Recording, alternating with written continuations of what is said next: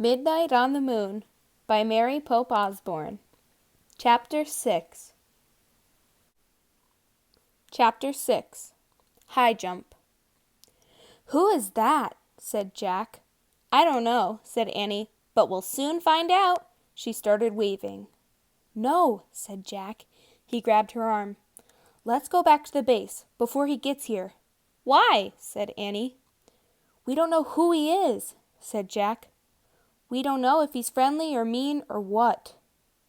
"But we can't go back," said Annie. "We haven't found the fourth M thing yet." "We won't be able to go home." "It doesn't matter. We can lock the door at the moon base until he goes away," said Jack. "Then we can get new air tanks." Jack hurried to the moon buggy. "Come on." He jumped into the driver's seat. Annie gave a little wave to the dot in the sky. Then she climbed into the moon buggy. The buggy took off. "Careful," said Annie. They bumped over the rocks as Jack turned the buggy around. Then they zoomed toward the pass. Jack steered around craters and rocks. More than once the buggy nearly tipped over. "Whoa, slow down," said Annie. They were almost at the mountain pass. Suddenly, a cloud of dust flew up in front of them. The ground trembled. "Watch it!" cried Annie. Jack couldn't see a thing. He stepped on the brake. The buggy jerked to a stop. The dust settled. A giant rock had fallen into the narrow pass. It was stuck between two walls of rock. They were trapped. Jack quickly found a picture of a giant rock in the moon book. He read aloud. "Rocks of all sizes crash into the moon from outer space. These rocks are called meteorites." "We're lucky that meteorite didn't land on us," said Jack. "Yeah, and I guess it's too big to be the M thing," said Annie. She had climbed out of the moon buggy and was standing by the meteorite.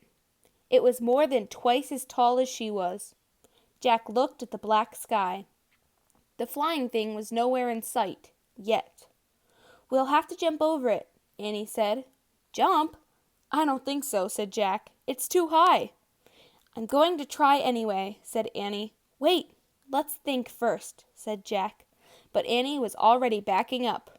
"1, 2, 3, go!" she shouted, and took giant leaping steps toward the meteorite. When Annie got close to the rock, she pushed off the ground. Then she flew through space and disappeared behind the meteorite. "Annie!" Jack called. There was no answer. "Oh, brother," Jack said. He backed up and took off toward the rock. He jumped as high as he could. Then he was flying through space. Jack hit the ground and fell face down into the dust. Jack tried to stand, but his suit was too bulky.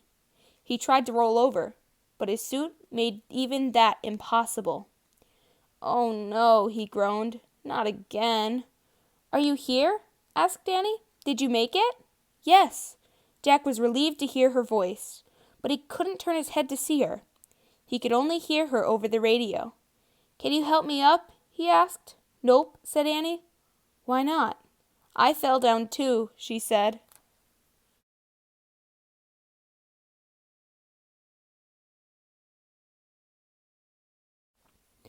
"Oh, brother," Jack sighed. "Now we are really in trouble." He tried to stand again and failed. "Can you see anything?" he asked. "Just the sky," said Annie. "Wow, is it weird."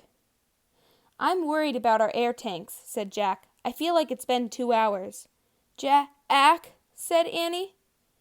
"And what about that moon man?" said Jack. "Where did he go to?" "Jack," whispered Annie. "What?" "He's here," she said. "The moon man is here." "What?" "He's standing above me."